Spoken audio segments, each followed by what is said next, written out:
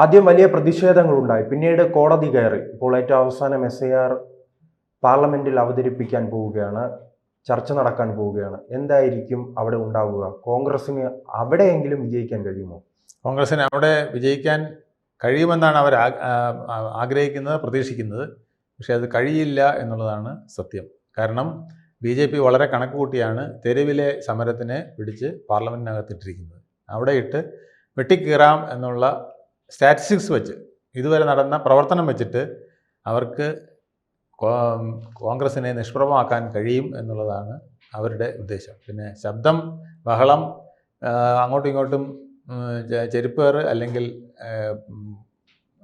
ഈ SIRൻ്റെ voters list വലിച്ചു കീറൽ, ഇതൊക്കെയാണ് നടക്കുന്നതെങ്കിൽ ചിലപ്പോൾ ചർച്ച എങ്ങും എത്താതെ പോകാം. പക്ഷെ അങ്ങനെയാണെങ്കിൽ സസ്പെൻഷൻ അടക്കമുള്ള വലിയ നടപടികൾ, കോടതി പോയി തിരിച്ചടി ഉണ്ടായി. എന്നിട്ട് ഈ ധൈര്യം എവിടെ നിന്നാണ്? ഈ ധൈര്യം അവർക്ക് ഒരു നുണ പല പ്രാവശ്യം പറഞ്ഞാൽ വിജയിക്കും എന്നുള്ളതിൽ നിന്ന് മാത്രമാണെന്നുള്ളതാണ് ഏറ്റവും ഗതികെട്ട കാര്യം. കാരണം നമ്മൾ ഇപ്പോൾ SIRൻ്റെ പ്രാഥമികമായി വന്നപ്പോൾ തന്നെ നമ്മൾ കേരളത്തിൽ പോലും, പ്രബുദ്ധ കേരളത്തിൽ, നമ്പർ 1 കേരളത്തിൽ നമ്മൾ കണ്ടു കഴിഞ്ഞു, 10 ലക്ഷത്തിലധികം പേര് ഈ ഫോം വാങ്ങിക്കാൻ പോലും ആളില്ല. അതിൽ കുറേ പേര് മരിച്ചു പോയവർ, കുറേ പേര് നാട് വിട്ടു പോയവർ, കുറേ പേര് ഇല്ലാത്തവർ. അപ്പോൾ ഈ 10 ലക്ഷം വോട്ട് എവിടെ ആര് കളിച്ചുകൊണ്ടിരുന്നു എന്നുള്ളതാണ് പ്രശ്നം. എങ്ങനെ ചില മുന്നണികൾക്ക് ഒരുപാട് സീറ്റുകൾ കഴിഞ്ഞ 2 ഇലക്ഷനിൽ നേടാൻ കഴിഞ്ഞു, തമ്പിങ് മെജോറിറ്റി ഉണ്ടാക്കാൻ കഴിഞ്ഞു, അത് ഇപ്പോൾ ചർച്ചാ വിഷയമാകുന്നത് രീതിയിലേക്കാണ് പോകുന്നത്. അപ്പോൾ ഇത്തരം സ്റ്റാറ്റിസ്റ്റിക്സ് തീർച്ചയായിട്ടും BJP പാർലമെൻറ്റിൽ കൊണ്ടുവരും. ഏറ്റവും വലിയ പ്രശ്നമെന്ന് പറയുന്ന കേരളത്തിൽ ഏതാണ്ട് 60-70% കൂടുതൽ ഇപ്പം തന്നെ SIRൻ്റെ ഫോമുകൾ ഫില്ലപ്പ് ചെയ്ത് വാങ്ങിച്ചു കഴിഞ്ഞു. അപ്പോൾ അത് ഇവിടെ നിന്നുള്ള ഇലക്ഷൻ കമ്മീഷൻ്റെ ആൾക്കാർ അതിൻ്റെ ഡാറ്റാസ് BJPയുടെ ഓഫീസിലെത്തിക്കും. അവിടുത്തെ മന്ത്രിമാരും MP-മാരും ചർച്ച ചെയ്യുമ്പോൾ ഈ വിഷയങ്ങൾ പറയും. ഈവൻ തമിഴ്നാട്ടിലും ബംഗാളിലും പോലും ഈ വളരെ തടസ്സം ചെയ്തിട്ട്, അതായത് SIR നടപ്പിലാക്കേണ്ടത് അതാത് സംസ്ഥാനങ്ങളിലെ സർക്കാരുകളാണ്, അവിടുത്തെ സ്റ്റാഫാണ്, എന്നിട്ട് പോലും അതിന് തടസ്സം നിന്നിട്ട് പോലും അവിടെയും വലിയ പുരോഗതി ഉണ്ടായിരിക്കുന്നു എന്നുള്ളതാണ് SIRൻ്റെ ഭാഗമായിട്ട് BJP പാർലമെൻറ്റിൽ ഉന്നയിക്കാൻ ഇടയുള്ള സംഗതി. അതുകൊണ്ട് കോൺഗ്രസിന് അത് ഡിഫെൻഡ് ചെയ്യാൻ എത്രത്തോളം കഴിയുമെന്നുള്ളതാണ് പ്രശ്നം. സുപ്രീം കോടതി തന്നെ പറഞ്ഞു, ബീഹാറിൽ 45 ലക്ഷം പേരെ വെട്ടിമാറ്റി എന്ന് നിങ്ങൾ പറയുന്നു. ആ 45 പേരിൽ ഒരാൾ പോലും എനിക്ക് എൻ്റെ വോട്ട് നഷ്ടപ്പെട്ടു എന്ന് പറഞ്ഞ് എന്തുകൊണ്ട് കോടതിയെ സമീപിച്ചില്ല എന്ന് സുപ്രീം കോടതി ചോദിക്കുകയാണ്. അപ്പോൾ അവർ അർഹരല്ല എന്നുള്ളത് കൊണ്ടാണ് എന്നുള്ളതാണ്. അപ്പം അർഹരല്ലാത്തവർ, ഈ നാട്ടിൽ പൗരത്വമില്ലാത്തവർക്ക് എങ്ങനെ വോട്ട് നൽകാൻ കഴിയും എന്നുള്ളതാണ്. നമ്മുടെ ഭരണഘടന വ്യക്തമായിട്ട് പറയുന്നുണ്ട്, ഒരാൾക്ക് വോട്ട് കിട്ടണമെങ്കിൽ ആ വോട്ടിൻ്റെ അടിസ്ഥാനം അയാളുടെ പൗരത്വമാണ്. പൗരത്വമില്ലാത്ത ഒരാളിന് വോട്ടില്ല. വോട്ടേഴ്സ് ലിസ്റ്റിൽ പേര് വരണമെങ്കിൽ ഒന്നാമത് പൗരത്വം വേണം. അപ്പോൾ പൗരത്വം ഇല്ലാത്തവർക്ക് വേണ്ടി കോൺഗ്രസ് വാദിക്കുന്നു എന്നുള്ള ഒരു വാദഗതി വരും. അപ്പോൾ അങ്ങനെ കണക്കെടുത്ത് പോകുമ്പോൾ വിദേശികൾക്ക് വേണ്ടി വാദിക്കുന്നു എന്നുള്ളത്. ബീഹാറിലെ തെരഞ്ഞെടുപ്പിലെ പരാജയം കൊണ്ടാണോ ഇത്തരം നീക്കങ്ങൾ? അതുപോലെ തന്നെ ഇന്ത്യ മുന്നണി ഞങ്ങൾ ഇവിടെ ജീവിച്ചിരിപ്പുണ്ട് എന്നും കാണിക്കണമല്ലോ. അല്ല, പരാജയത്തിന് ഒരു ആൻസർ വേണമല്ലോ. ഇപ്പം പരാജയത്തിൽ സെഞ്ചുറി അടിക്കാൻ പോവുകയാണ് രാഹുൽ ഗാന്ധി. 96ാമത്തെ മറ്റോ പരാജയം വരാൻ പോകുന്നു. ഇപ്പം അതല്ലാതെ മറ്റ് ഇലക്ഷനിലല്ലാതെയും പരാജയങ്ങൾ ഇപ്പോൾ വന്നുകൊണ്ടിരിക്കുകയാണ്. ജാർഖണ്ഡിൽ ഇപ്പം മന്ത്രിസഭയിലുള്ള പ്രാതിനിധ്യം പോകുന്നു, അവർ NDAയിലേക്ക് ചേരാൻ പോകുന്നു. കർണാടകയിൽ വളരെ പ്രതിസന്ധിയിൽ നിൽക്കുന്നു, അവിടെയും പിന്നെ ഒരു തൃശങ്കൂരിൽ നിൽക്കുന്ന അവസ്ഥ. അങ്ങനെ കോൺഗ്രസ് ഭരണത്തിൽ അല്ലെങ്കിൽ ഇലക്ഷനിൽ തോൽക്കുന്നതിന് പുറമെ അവരുടെ കഴിവുകേട് കൊണ്ട്, ഓർഗനൈസേഷണൽ ബാധ്യതകൾ പാലിക്കാത്തത് കൊണ്ട് തോൽക്കുന്ന അവസ്ഥ ഉണ്ടായിരിക്കുകയാണ്. അതാണ് ജാർഖണ്ഡിൽ നമ്മൾ കാണുന്നത്, അതാണ് നമ്മളിപ്പോൾ കർണാടകയിൽ കണ്ടുകൊണ്ടിരിക്കുന്നത്. എപ്പോൾ ഒരു കേന്ദ്ര നേതൃത്വം ഇടപെടണം, ഹൈക്കമാൻഡ് ഇടപെടണം, അത് എങ്ങനെ ശക്തമായി അതിനെ നിയന്ത്രിക്കണം എന്ന് കണ്ടെത്താൻ കഴിയുന്നില്ല. ഇപ്പോൾ ജാർഖണ്ഡിൽ കോൺഗ്രസിന് പങ്കാളിത്തമുള്ളൊരു സർക്കാരാണ്. ആ സർക്കാരിനെ നിലനിർത്താൻ അവർക്ക് കഴിയുന്നില്ലെങ്കിൽ എത്ര വലിയ കുഴപ്പമാണ്. അതിന് തുടക്കം എവിടെയാണ്? അതിന് തുടക്കം ബീഹാറിലെ ഇലക്ഷനാണ്. ബീഹാറിലെ ഇലക്ഷനിൽ 12 സീറ്റ് ചോദിച്ച ജാർഖണ്ഡ് മുക്തി മോർച്ചയ്ക്ക് കോൺഗ്രസും കൂടെ ഇടപെട്ട് അപ്പോൾ RJD പറഞ്ഞ് 6 കൊടുക്കുള്ളൂ, എന്നാൽ ഒരു 6 അല്ല, ഒരു 7 8 എന്ന് പറഞ്ഞൊരു ഒത്തുതീർപ്പിലെത്തിക്കാൻ കോൺഗ്രസ് അവിടെ നിന്നില്ല. അവരുടെ 61 സീറ്റ് പിടിക്കാൻ വേണ്ടിയിട്ട് 60 സീറ്റ് പിടിക്കാൻ വേണ്ടിയിട്ടൊക്കെ കിടന്ന് കുസ്തി കൂടുകയായിരുന്നു. അല്ല, എന്നിട്ട് റിബലുകളെ നിർത്തിയല്ലോ. എന്നിട്ട് റെബലുകളെ നിർത്തി എല്ലാം കൂടെ ആയി. ഇപ്പം ലാലുവും തേജസ്വിയും പറയുന്നത് ഞങ്ങളെ തോൽപ്പിച്ചത് കോൺഗ്രസ് ആണ്, കോൺഗ്രസുമായിട്ട് ഇനി ഒരു പരിപാടിക്കും ഞങ്ങളില്ല. SP ഇത് തന്നെ പറയുന്നു, ഞങ്ങൾ ഇനി ഒരു പരിപാടിക്കുമില്ല.